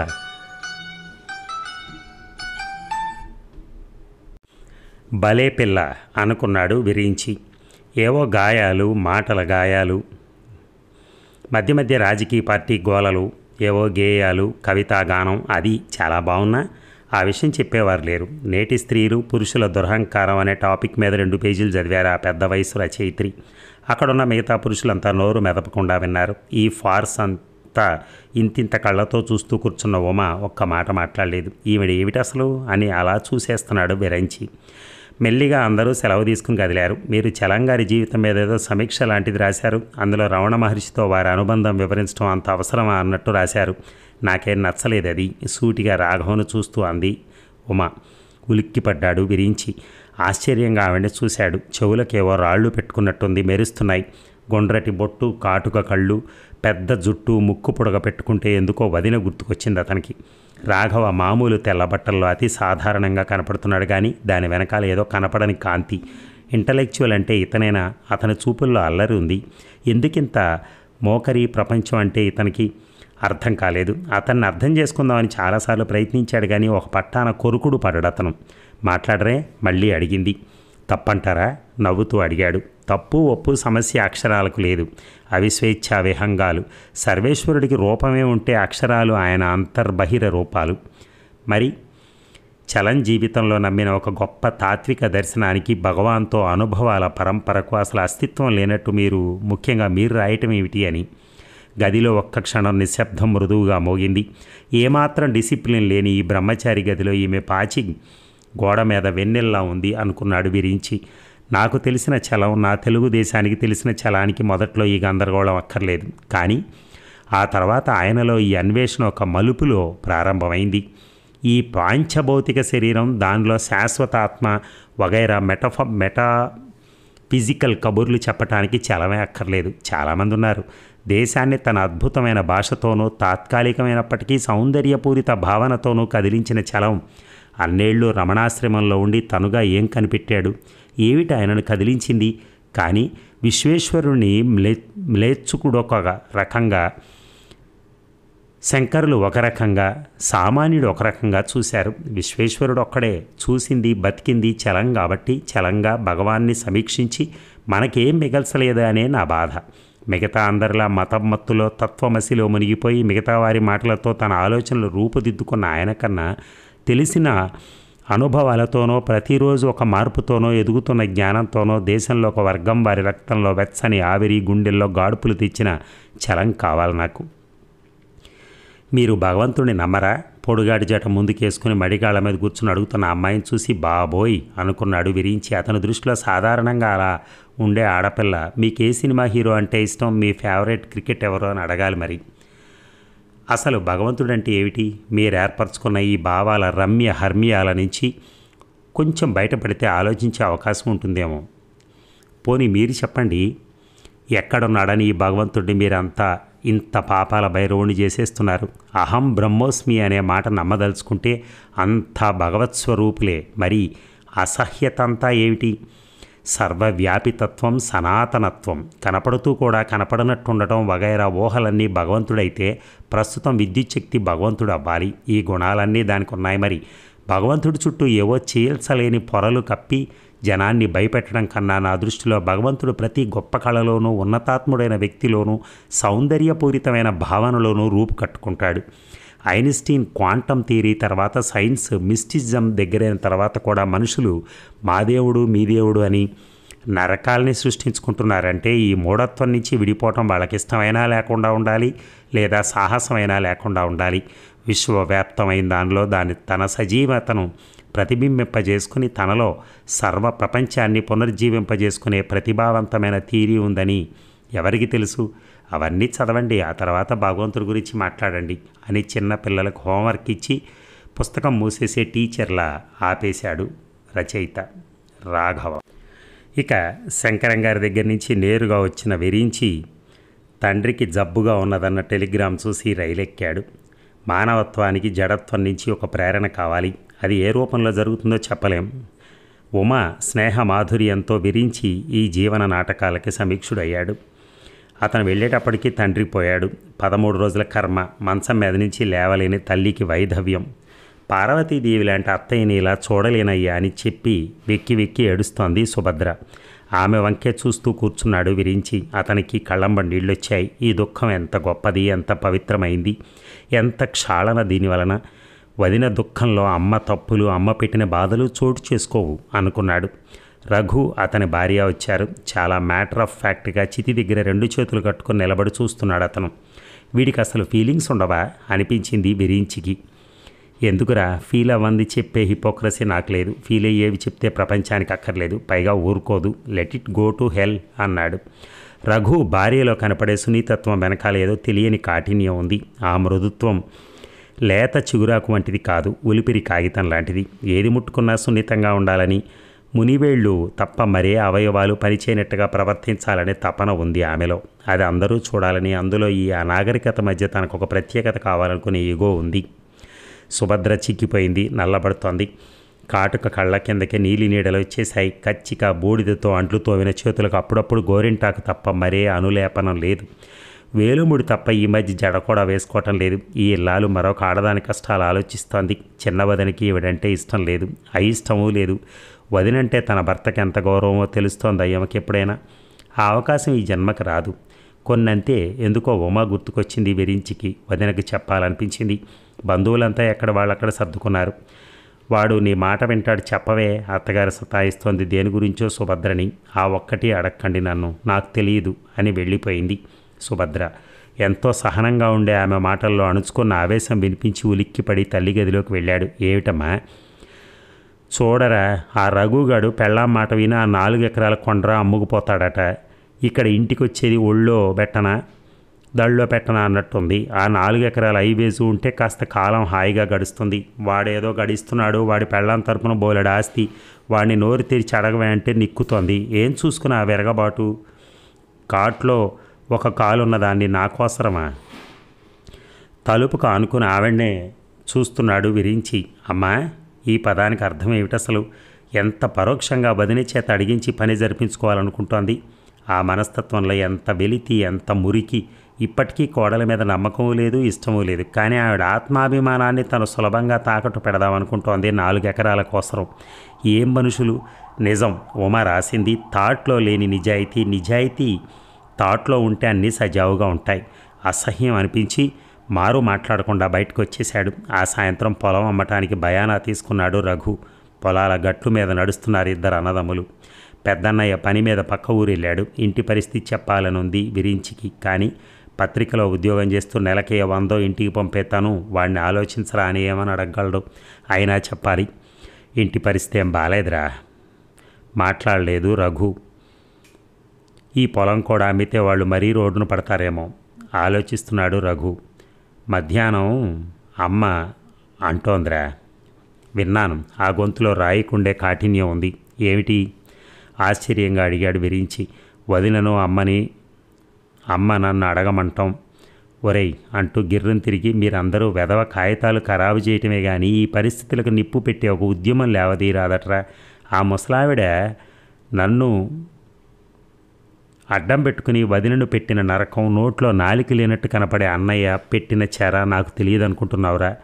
అప్పుడు చేయని తప్పుకి ఆవిడకు నరకం చూపెట్టారు. ఇప్పుడు ఆనాటి నా బలహీనతను ఆసరా చేసుకుని లొంగతీద్దామని ప్రయత్నిస్తున్నారు. ఆవిడ సుభద్ర కాబట్టి సరిపోయింది. చి, వాళ్ళకి తల్లి, తండ్రి, అక్క, తమ్ముడు ఈ గౌరవాలు ఇచ్చి ఇంకా ఆలోచించమని అంటున్నావా? మాట్లాడలేదు విరించి. కొన్ని అసహ్యకరమైన పరిస్థితుల గురించి ఆలోచించడం కన్నా ఎదుర్కోవటం సులభం. కానీ వదినే సర్దలేక చచ్చిపోతోందిరా. ప్రతి సంవత్సరం అక్కయ్యల రాకపోకలు, పెట్టుబడులు, అమ్మకు మందులు. ఏమిటో ఒరేయ్, నేను ఇచ్చేది వదినకు ఉపయోగిస్తుంది అంటే ఈ క్షణం వదిలి వెళ్ళిపోతాను. వచ్చిన నాటి నుంచి చూస్తున్నాను. ఆవిడకి లెక్కకు 4 చీరలు ఉన్నాయరా. మనిషిని చూసావా? ఖాళీగా ఒక్క క్షణం కూర్చుంటే పాపం అన్నట్టుగా ఈ దిక్కుమాలిన దుర్వాసన కొట్టే కొంపకి సుగంధ లేపనాలు అద్దుదామని చందనపు కట్టెలా అరుగుతోంది. ఈ 10 రోజులుగా 20-30 మందికి వండి వారిస్తోంది. నా డబ్బు ఆవిడ్ని ఈ కష్టాల్లోంచి తప్పిస్తుంది అంటే ఇప్పటికిప్పుడు రాసిస్తాను. లాభం లేదురా. ఈ దిక్కుమాలిన పరిస్థితులు, ఈ ముడతలు పడి కుంచుకుపోయిన మనుషులు మారరు. భస్మం అయిపోవాలంతే. అతడి మాటల్లో ఆవేశం. అణుచుకుని లావాలా బయటపడే ఆవేశం ఎంత భయంకరమైందో తెలుసు విరించికి. ఏం మాట్లాడలేదు అతను. నది ఒడ్డున నడుస్తున్నాడు. ఊరంతా మురికి చేసినా ఎందుకో జనం ఆ ఒడ్డు ఊరికి దూరంగా ఉందనేమో వదిలిపెట్టారు. సాయంత్రపు సూర్యకిరణాల్లో ఎండ తళుక్కుమంటోంది. పందికొక్కు తవ్విన మట్టిలో గాజు ముక్కల్లాగా ఆలోచనలు, ఎక్కడో చదివిన మాటలు గుర్తుకొచ్చాయి విరించికి. నదిపై పున్నాగ పువ్వులు తేరు కట్టాయి. ఆ నదిలోనే రఘు వదిన పూజకు పువ్వులు కోయబోయి దెబ్బలు తగిలించుకున్నాడు. అప్పుడు అవన్నీ ముళ్ళ కంచెలు. ఇప్పుడు ఆ ప్రదేశం అంతా ఏవో పేరు తెలియని పసుపు పువ్వులు. ఎదురుగా ఉన్న రాయిని పటేలుమని తన్నాడు రఘు. అతని పెదవు బిగింపులో కచ్చ, అతనిలో అణిచిపెట్టిన లావ, గాడుపులు, గుండెల్లో మంటలు. బయట ప్రపంచంలో బిజినెస్ మ్యాన్గా చాలా లౌక్యుడిగా ప్రవర్తించే రఘులో ఇంత మానసిక సంఘర్షణ. ఎప్పుడో ఇవన్నీ వదిలిపెట్టి పేరు తెలియని ఊరిలో నేనెవరో తెలియకుండా బతికేస్తాను చూడు, ఏదో చెప్తున్నాడు రఘు. ఎక్కడో చదివిన వాక్యాలు గుర్తొచ్చాయి విరించికి. మనిషిలో 7 శరీరాలుంటాయట. ఇతనిలో ఈ రఘు నిజం. కానీ ఈ కబుర్లు, ఈ సెంటిమెంట్లు, ఈ నది ఒడ్డున ఊహలు, మేటలు వేసే చోటునే ఊళ్ళో ప్రవేశించగానే ఎకరాల రేటు, పాలిస్టర్ షర్ట్ ఖరీదులు, ఇంపోర్టెడ్ వస్తువుల మోజు, మళ్ళీ మామూలు రఘు. ఆ రఘు నిజమే. పరిస్థితుల ప్రభావం వల్ల ఒక మనిషి బయటకు వచ్చి మిగతా రూపాలు అడుక్కు వెళ్ళిపోతాయి. అందుకే సాంగత్యంలో ఉంటుంది సంగతంతా అంటారు. ఎన్నో భావ సంఘర్షణలను కంపోజ్ చేసి ఫ్రేముల్లో ఇరికించి కాలంగా కుదించడం చూసిన విరించికి ఇప్పుడు ఇవేవీ కొత్తగా అనిపించవు. ఈ ఇద్దరు రఘువులు నిజమే. ఈ ఇద్దరేమిటి, ఇంకా ఎన్ని స్వరూపాల లోపల నుంచి విస్తరించి రూపు కట్టుకోబోయి ఆగిపోతాయో. అసలు ఏది నిజం? ఇవన్నీ ఎక్కడివి? ఎందుకో రాఘవ గుర్తొచ్చాడు విరించికి. సరిగ్గా ఇక్కడే పట్టు జారిపోయిన రాఘవ ఉమ అనే ఒక ఫినామినంతో మార్పు చెందాడు. ఉమ పోయిన తర్వాత రాఘవలో మార్పు ఏమిటో అతనిలో అనలైజ్ చేసుకోలేదేమో. అతని చుట్టూ ఉన్న చాలామందికి తెలియదు కూడా. దగ్గరతనం అసలు మనిషిని తెలుసుకోవడానికి చాలాసార్లు ఉపయోగించదు. ఒక 10 సార్లు కలుసుకుని కొన్ని గంటలు మాత్రం చూసిన ఉమకు తెలిసిన రాఘవ 15 ఏళ్లుగా అతనితో కలిసి కాపురం చేస్తున్న భార్యకి లేదు. పాపపుణ్యాలు, తత్వాలు, అతను వీటన్నిటినీ మించిపోయి ఆలోచిస్తున్నాడు ఇప్పుడు. తిరిగి చూసిన అర్థం చెప్పుకోలేని అనుభవాల మధ్య దూసుకొచ్చే కిరణాలతో స్వప్న జగత్తులోని నీహారికలకు అమృతతత్వాన్ని ప్రాప్తింపజేస్తున్నాడు. అతని గాయం కనపడనిది, అతని కన్నీళ్లు రూపం లేనివి, దుఃఖం అంతులేనిది. అన్నదమ్ములిద్దరూ ఎవరి ఆలోచనతో వారింటికి చేరారు. అన్నం పెడతాను రండయ్య అంటూ లోపలికి వెళ్ళింది సుభద్ర. వంటింట్లో గోడ కానుకుని ఏదో ఇంగ్లీష్ నవల్స్ అవుతోంది లక్ష్మి. గదిలోంచి దుర్గమ్మగారి మూలుగు నిద్రగన్నేరు మత్తులో జోగుతోంది. ఈ ఇంట్లో ఏదో వెలితి. ఏమిటి? ఎవరి జీవితాల్లో వెలితి వారికి చిల్లి పడ్డప్పుడల్లా మోతలో ఏదో అపశృతి ద్వారా తెలుస్తోంది. ఆలోచిస్తూనే అన్నానికి కూర్చున్నాడు విరించి. ఇక వదిన, ఏమిటమ్మా? అప్పడాలు చేసుకుంటూ అంది సుభద్ర. ఉన్న అప్పడాలు, వడియాలు తోటి కోడలు మూటగట్టించింది. పల్లెటూరు తిళ్ళు అనుకోకమ్మా, మా రఘుకిష్టం అని పులిహార గోంగూర ఇచ్చింది. ఇప్పుడు మళ్ళీ తమ కోసరం కాబోలు. ఏమిటయ్యా చెప్పవే? నీకు ఒక అమ్మాయి గురించి చెప్పాలి. తలెత్తి చూసి సన్నగా నవ్వింది. ఎవరయ్యోయ్ అంది. ఆ పల్లెటూరి మాటలో ఎంత చనువు, ఎంత పరిహాసం ఉందో విరించికి తెలుసు. అమ్మాయి అనగానే ఇంకేం ఆలోచన రాదేం వదినా నవ్వుతూ అన్నాడు. అది కాదయ్యా, పోనీ ఎలా ఆలోచించాలో చెప్పు మళ్ళీ నవ్వుతూ అంది. ఉమా అని. నీకు ఎలా చెప్పాలో తెలియటం లేదు. ఆ అమ్మాయి నాకు, రాఘవకి, మాకేమిటి చాలామందికి మంచి స్నేహితురాలు. స్నేహం అంటే బెత్తరపోయాడు విరించి. ఎక్కడి నుంచో ఆవు దూడ అంబా అని అరిచింది. పెద్ద వంటింటి మూల బోర్లించిన కొండలో ఎలక దూరి బయటికి రాలేక అవస్థపడుతోంది. అటే చూస్తున్నాడు విరించి. తన మాటల్లో ఎంత వెలితి ఉందో ఉమను గురించి చెప్పాలంటే పదజాలం ఎంత సరిపోదో ఏమంత అర్థం కాదు. వదిన ఆవిడ అందరిలాంటి ఆడపిల్ల కాదు. ఇక ఆ తర్వాత తను చెప్పేవి చెప్పేశాడు. ఆవిడ స్నేహంలో తీయదనం, రాఘవ లాంటి సినిక్ను మార్చిన మంచితనం. అసలు ఆవిడ జీవన పోరాటంలో థాట్ను పాడు చేసుకోకండి, నెగిటివ్ థింకింగ్కి అలవాటు పడకండి అని రాసిన ఉత్తరం. ఇంత చెప్పిన మనిషి బతుకు పోరాటంలో సర్వప్రాపంచిక సుఖాలు ఉండి చచ్చిపోవటాన్ని, అందులో పైగా మృత్యువుని జీవితానికి మరొక ద్వారంగా అవతలి ఒడ్డుగా కాటర్ పిల్లర్ స్టేజ్ నుంచి మారే సీతాకోక స్థితిలా తీసుకున్న స్థిత ప్రజ్ఞత్వం. ఆవిడ పెళ్ళి ఒక భయంకరమైన నిజంగా మిగిలిపోవటం అన్నీ తన భాషలో చెప్పాడు. నిజంగా గుండెలు నిండి పొంగినప్పుడు ఆనందమని, దుఃఖమని, అది తప్పకుండా మరొక స్పందించే హృదయాన్ని కదిలిస్తుంది. తప్పదు. సుభద్ర కళ్ళల్లో నీళ్లు. పాపం, అంత అందమైన పిల్ల, అంత డబ్బున్న పిల్ల ఆవిడ ముందు నా బోటి దాని కష్టాలు ఏ పాటివయ్యా? విరించి నాకు అప్పుడప్పుడు ఏమనిపిస్తుందో తెలుసా, ఇది ఏదీ శాశ్వతం కాదని, ఏదో నాటకం ఆడి గడిపేస్తున్నామని అనిపిస్తుంది. సుభద్ర అలా మాట్లాడటం సాధారణంగా జరగదు. ఆమె అలా ఆలోచిస్తుందని కూడా చాలామందికి తెలియదు. నిజం వదిన, ఉమ తన జీవితంలో ఇష్టం వచ్చిన సీనులో ఆత్మహత్య చేసుకుని మనకు క్లైమాక్స్ చూస్తున్నామనే సంతోషం మిగిల్చింది. యాంటీ క్లైమాక్స్ ఆమె బతుకుంటే జరిగుండేది. రచన వేరు, అది ప్రపంచం కోసరం. జీవితం వేరు, అది నా కోసరం అనుకునే చాలామందిలో ఆమె ఉండదు. తను నమ్మింది, చెప్పింది, ఆలోచించింది ఒకటే, అయినా బతకలేకపోయింది. ఎక్కడుంది లోపం? వదిన, నువ్వు దేవుణ్ణి నమ్ముతావా? ఏమోనయ్యా, నా నమ్మకాలు నావి, వదిలే, పనుంది లోపల అంటూ లేచింది. ఒక్క క్షణం తీరిక లేని ఈ మనిషి ఏమిటి, యంత్రమా? ఏదో నమ్మకాలు, పాపపుణ్యాలు, వీటి గురించిన మత్తు నరనరాల్లో స్పందించకపోతే ఈ ఇంటికొక సుభద్ర అగరవత్తిలా హారతి కర్పూరంలా అంకితం అయిపోదు. ఆలోచనలు కట్టిపెట్టి లేచాడు విరించి. గాలి మామూలుగానే వీస్తోంది. ప్రపంచంలో చెప్పుకోదగ్గ మార్పు లేదు. సూర్యుడి ఉదయం అస్తమయం మామూలు సిద్ధాంతాలే. 1999కి ప్రళయం అని ఒకరంటే, రేపే మన దేశంలో పెట్రోల్ పడుతుందని మరొకరి ప్రయత్నం. పనిని ఏదో తెలియని నిర్దేశికత్వంతో చేసుకుని పోతూనే ఉన్నాడు రాఘవ. అతనికి పెరిగిన జీతంతో, హోదాతో పెద్ద ఇంట్లోకి మారి వాయిదాల మీద ఫ్రిడ్జ్ కొనాలని ప్రయత్నిస్తోంది అతని శ్రీమతి. ముద్దబంతి పువ్వు లాంటి పిల్లను పెళ్లి చేసుకుని పుట్టిన బంగారు తల్లికి ఉమా అని పేరు పెట్టుకున్నాడు విరించి. చచ్చిన వారికి ఏడ్చెదరు, చావని వారికి భంగి, అంతా ఇంతే. సముద్రంలో ఒక నీటి బుడగ ఉదయించింది. కొన్నేళ్లు సూర్యరశ్మిలో మెలమెలా మెరిసింది, మళ్ళీ అందులోనే లయించిపోయింది. ఇదంతా అంతే. భార్యకు చితికి నిప్పు పెట్టి నిర్వేదనం నిండిన కళ్ళతో, తడిబట్టలతో నిలబడి అన్నారు రామేశం గారు. ఆమె గారి అస్థికలతో ఇహ తిరిగి రానని చెప్పి రైలెక్కారాయన. అనంతమైన ప్రయాణం, దుఃఖపడకండి, ఇది ఒక మజిలీ. మరొక ప్రయాణానికి సంసిద్ధులం అవ్వాలి, అంతే. దుఃఖపడుతున్న శంకరాన్ని ఓదారిస్తూ అన్నారు. అతని జీవితంలో ఎన్నో మూసిన కిటికీలను తెరిపించి ప్రపంచాన్ని, సృష్టిని మరొక డైమెన్షన్లో చూపించిన వ్యక్తి వసుంధర. ఆమె భర్త మారలేదు. ఉమా భర్త రంజిత్ ఎవరో షేక్తో కలిసి కొన్ని కోట్ల ప్రాజెక్టులో వాటాదారుడయ్యాడని తెలిసి మళ్ళీ అతనికి రమణిద్దామని ప్రయత్నాలు చేస్తున్నారు. ఉమలాగా సెంటిమెంటల్ ఫూల్ని కాదు, తనకేం అభ్యంతరం లేదని అంది రమ. లక్ష్మణ్ మారలేదు. అతనికి మరొక 100 రూపాయల జీతం పెరిగింది. ఉమ చనిపోయిన పరిస్థితులను మరింత విపరీతంగా వర్ణించి నవలా సాహిత్యంలో ఒక విప్లవ వనిత అని బిరుదిచ్చి ఆమె రాసిన నవలలు, గేయాలు హాట్ కేక్లా అమ్ముడుపోయేటట్టు చేసుకుంటున్నాడు ఆమె పబ్లిషర్. రాయల్టీ విషయంలో హెచ్చుతగ్గులొచ్చి ఉమ తండ్రి అతనిపై దావా వేశాడు. థియోసాఫికల్ సొసైటీలో వెదురు చెట్లన్నీ వేణులు అవ్వటం లేదు, కానీ అక్కడి వాతావరణంలో విశ్వసంగీతం వినిపిస్తూనే ఉంది. గాలి మామూలుగానే వీస్తోంది. సూర్యుడు మర్యాదగా ఉదయించి అస్తమిస్తూనే ఉన్నాడు. అదండి మరి ఈ కథ. ఫైనల్గా కథని మనం ముగించాం. ఎంతో అద్భుతమైన కథ. అంటే ఈ ఇళ్లల్లో ఉండే బాధలు, ఆమె ఎన్ని బాధలు పడింది ఆ వదిన, ఆమెని చివరికి మరిది కూడా ఇబ్బంది పెట్టాలని చూడటం, ఇలాగా. Thank you very much.